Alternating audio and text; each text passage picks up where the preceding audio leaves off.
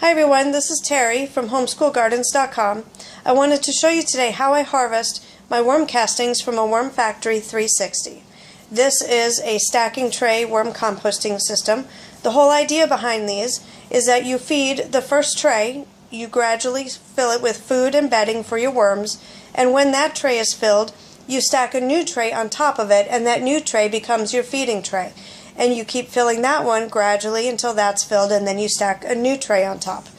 So this bottom tray is ready to go. The top tray is what I'm currently feeding. Now I keep my trays in there for a little bit longer than most people do. So when I harvest, I don't have to deal with sifting any worm cocoons out of there. I usually don't have any baby worms in there. It is completely clean of worms, and because the worms have had time to migrate on up to where the food is after they've completely finished processing the tray. So this is what we do. First we take the lid off and we just lay it on the ground. This is super easy. This is why I went with a system like this when I first started out. So we're going to take the top tray, and as you can see we got worms hanging down there, and we're just going to put it on the tray. The tray has little stands on it so you're not going to squish the worms on the floor that are hanging down. And here's the second tray. And here's this one. You can see that I have quite a bit of cardboard left in there.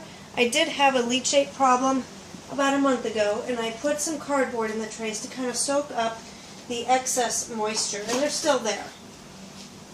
And they'll just break down with the worms. And now here is the tray that I'm going to harvest. This is what they call a worm ladder. The whole idea is that if worms fall through the bottom, which they sometimes do, they'll be able to find their way back up into the bottom tray. I'm not sure that it actually works that way, but anytime you harvest, just double check on the bottom and clean off those worms into the tray and those castings that fall through. And the little guys, we got some babies in there that are hard to see, but we're just going to put them in there and scrape off those castings that are there.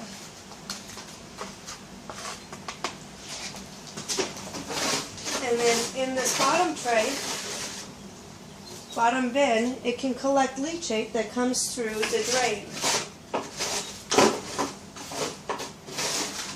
Just take that out, and I put that in the bin that I'll harvest. You can clean it out, run some water through it, and make it really clean if you want, but that's good enough for what we're doing. So now I have another bin.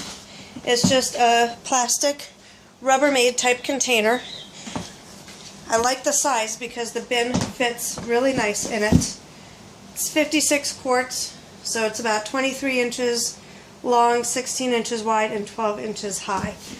It's a little bit, it'll hold a lot of castings. I don't need that much depth, but I do like the length and the width for what we're doing. So I'm going to put that right up on here, and I just lift up the bin and I dump it in.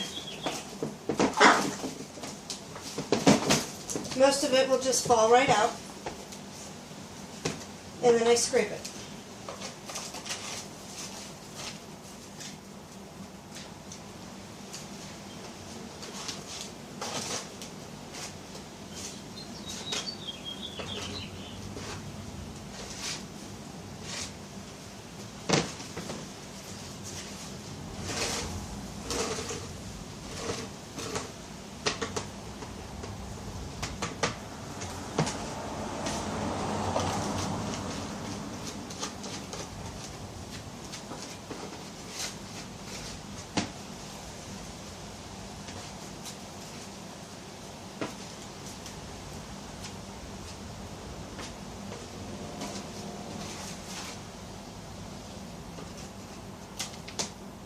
Now if you can see, I'll point them out, get a close-up in a minute.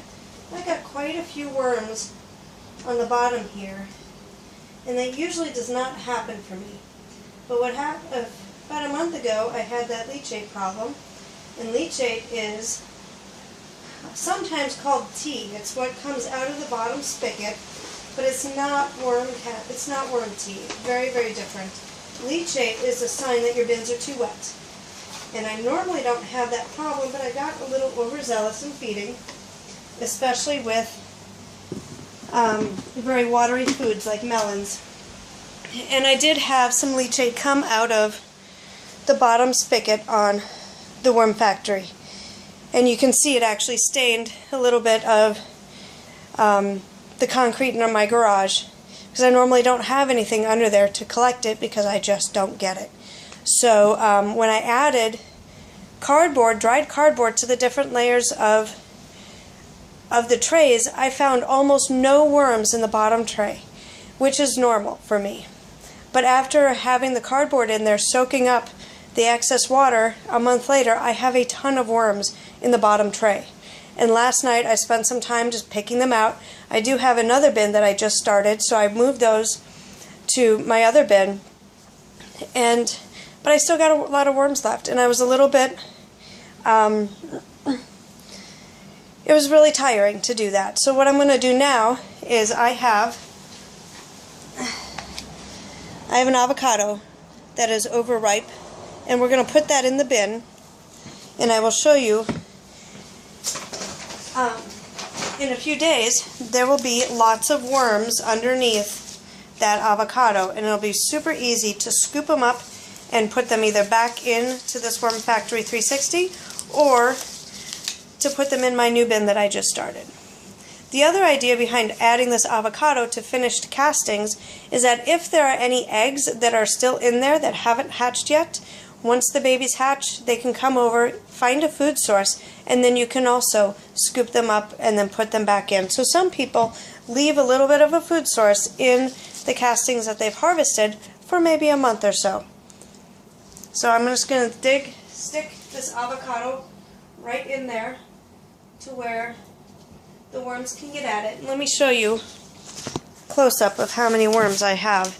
In these big cardboard pieces that are left over from the leachate, that can go away. So we still have some worms in there, and like I said, this is really unusual for me, and that's why I think it has to do with the cardboard that I added, because even though we think of cardboard as a bedding to worms, it's still food too. So instead of just feeding the top tray, I essentially added a new food source for them through every tray. And that's sometimes what the problem is when people have a migration issue with the worms not moving up. If you dig deeper and ask lots of questions, sometimes you'll find that those people are continuing to add food to more than just the very top tray. So I actually last night picked out 150 worms out of here in various stages, and a few cocoons that I found. So this is still pretty wet. I'm going to let it dry, let the worms find that avocado, and then I will be picking them out. And once it's dry and I got lots of worms found and removed, then I'll sift it and it'll be ready to use in the garden. So now I'm going to take this and I'm just going to move it off to the side, and I'm going to put this bin back together. So this tray that we just harvested, I'm just going to put that off to the side. And the top tray is now going to be your bottom tray. It's just going to go right on the bottom. And then the next tray on top of that. And so on until you get to your top feeding tray.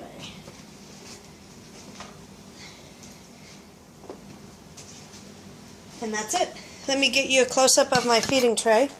I haven't fed it in about 2 weeks or so because of the leachate issue. I had just too much food in there that I wanted them to work through. And this is a lot of the cardboard that's left that I'm just plopping in the top tray. And I don't have a fancy industrial shredder, so it's just hand torn, and I was in a really big hurry, so I wasn't bothering to make it into tiny little shreds. So let's see if we can find some worms. The last side I fed was right over here.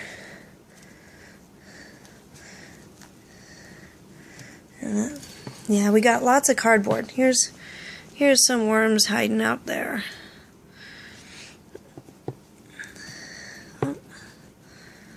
And underneath there.